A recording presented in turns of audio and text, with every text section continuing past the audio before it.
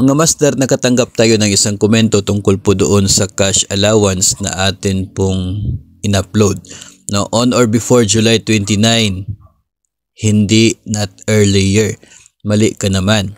So ito po, bigyan po pansin natin ito mga master dahil mahalaga po na aware tayo sa nilalaman ng mga guidelines kung kailan yung proper na start ng release ng kung ano man pong incentive, benefits, bonus na matatanggap.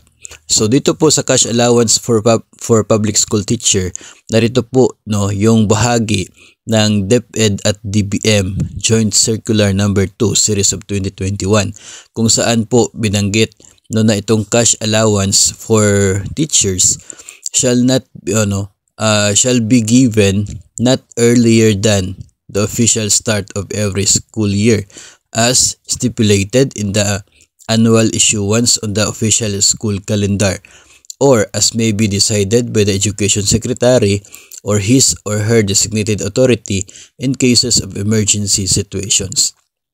So, nakadepende po sa school calendar kung kailan yung start ng klase, not earlier po sa start ng klase. So, for this year, ang proper, yung nasa guidelines ay hindi po earlier sa July 29.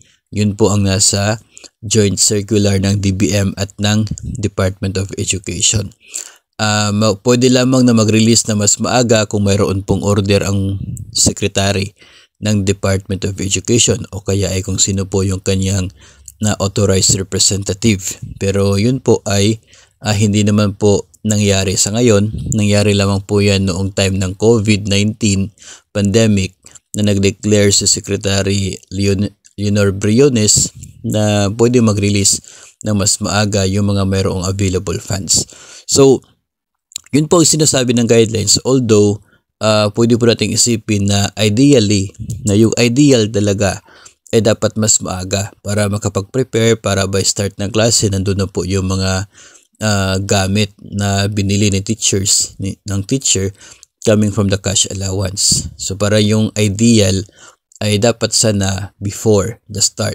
Pero as to the guidelines, yung sinasabi, not earlier than the official start of the classes of the school year.